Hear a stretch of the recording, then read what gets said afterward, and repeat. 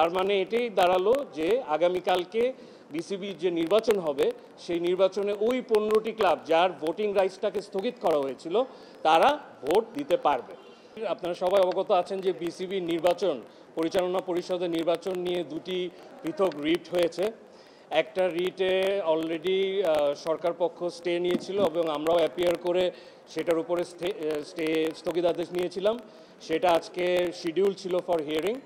ওইটার মধ্যে একটা ইনকোয়ারি দিয়েছিল যে রিট পিটিশনাররা কমপ্লেন করেছিল যে অবৈধভাবে বা সরকারের কোনো হস্তক্ষেপে এটা তাড়াতাড়ি করে সিএমপি করা হয়েছিল কিনা তড়িঘড়ি করে, কিন্তু এটা রিপোর্টে এসছে যে এরকম কোনো কিছু হয়নি।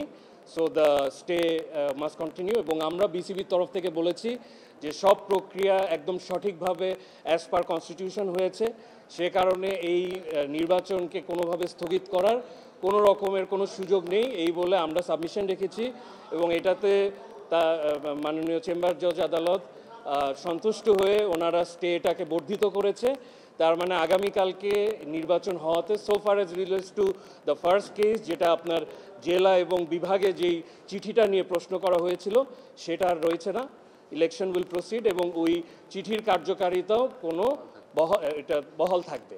দ্বিতীয় একটি কেস হয়েছিল, জনাব ফারুক আহমেদ সাহেব চ্যালেঞ্জ করেছিল 15টি কাউন্সিলর, দ্যাট ইজ 15টি ক্লাবের কাউন্সিলরশিপকে নিয়ে চ্যালেঞ্জ করেছিল এবং অনারেবল হাইকোর্ট ওটাতে স্টে দিয়েছিল। সেইটার এগেনস্টে আজকে রিট পিটিশনার রেসপন্ডেন্টরা ওই 15টি ক্লাব আজকে সিএমপি ফাইল করেছে, ওইখানেও আমরা অ্যাপিয়ার করেছিলাম। কোর্টকে আমরা সাবমিশন রেখেছি যে আমরা কোনোভাবেই নির্বাচনকে বাধাগ্রস্ত করতে চাই না, বাকি সব পুরোটুকু সিদ্ধান্ত কোর্টের এখতিয়ার। কোর্ট এটা সন্তুষ্ট হয়ে ওই কেসেও স্টে দিয়েছে এবং কাউন্সিলরশিপ তাদেরকে ফেরত দিয়েছে। তার মানে এটাই দাঁড়ালো যে আগামীকালকে বিসিবির যে নির্বাচন হবে সেই নির্বাচনে ওই 15টি ক্লাব যার ভোটিং রাইটসটাকে স্থগিত করা হয়েছিল তারা ভোট দিতে পারবে। সো ফার অ্যাজ আমাদের বিসিবির তরফ থেকে কনসার্ন, আমরা নির্বাচন সময় মতন করা ইলেকশন কমিশন এবং বিসিবির এটি একটি ম্যান্ডেট ছিল এবং আমরা এটা সফল করতে যাচ্ছি ইনশাল্লাহ আগামীকাল।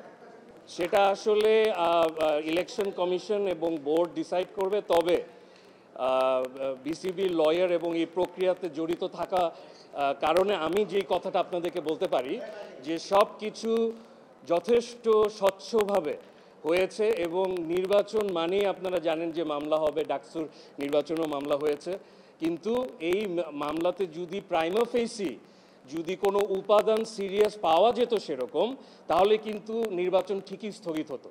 নির্বাচন যেহেতু অনারেবল চেম্বার জাজ স্থগিত করেনি, তার মানে প্রাইমা ফেসি আপনাকে বুঝতে হবে যে এই প্রক্রিয়া যেগুলোকে চ্যালেঞ্জ করা হয়েছে সেগুলো আসলে সঠিক ছিল। হ্যাঁ, এটা ঠিক যে হাইকোর্টে এটাকে বিচার করার জন্য ফেরত পাঠিয়েছে এবং হাইকোর্টে যেই রায় হবে আমরা আশাবাদী যে সেখানেও অনারেবল চেম্বার জাজ যেভাবে করেছে সেভাবেই এটা ডিসাইডেড হবে এবং এই নির্বাচন অ্যাকচুয়ালি ভ্যালিড হবে।